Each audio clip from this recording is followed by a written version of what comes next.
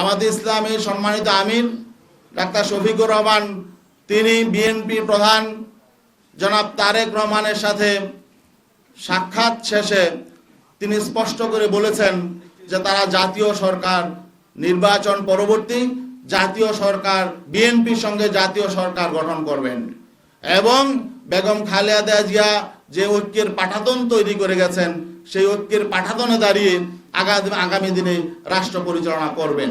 এখন আমাদের প্রশ্ন হলো এই যে তিনি একটি অ্যালায়েন্সে আছেন, একটি সমঝোতায় আছেন, এটা একটি মৌলিক প্রশ্ন, আগামীতে জাতীয় সরকার হবে নাকি কোন সরকার হবে, এটা একটা মৌলিক প্রশ্ন।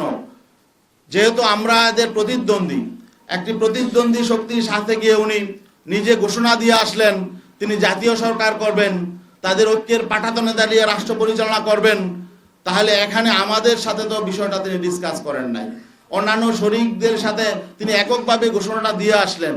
32 ইঞ্চি জেভিকো টিভি এখন মাত্র 15,000 টাকায়, সাথে পাচ্ছেন 3 বছরের প্যানেল ওয়ারেন্টি।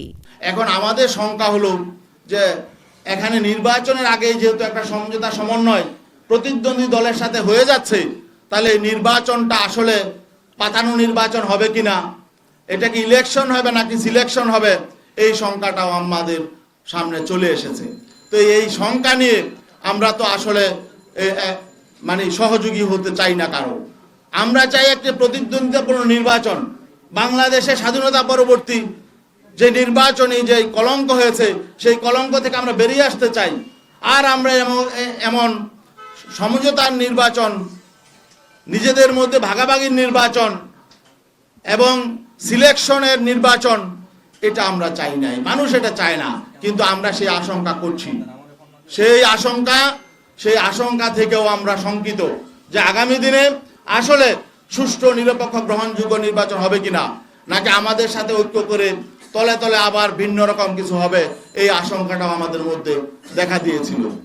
তো এই জন্যে আসলে আমরা মনে করছি এগুলো জনগণের সামনে প্রকাশ করা দরকার। জনগণও বুঝতে পারছে, উপলব্ধি করছে, আমাদের কাছে বিভিন্ন দিক থেকে বিভিন্ন সংবাদ আসছে, বিভিন্ন রাষ্ট্রের সাথে বিভিন্ন পরিকল্পনা করা হচ্ছে, কি হচ্ছে এটাও আমরা জানি না। এখন বিশ্বস্ত এখানে সমঝোতা সমন্বয় হতে হলে, ঐক্য হতে হলে পারস্পরিক শ্রদ্ধা, বিশ্বাস, আস্থা লাগে। আমরা আস্থা, বিশ্বাস, শ্রদ্ধার জায়গা যখন ভেঙে যায় তখন তো আসলে সেখানে ঐক্য টিকে না।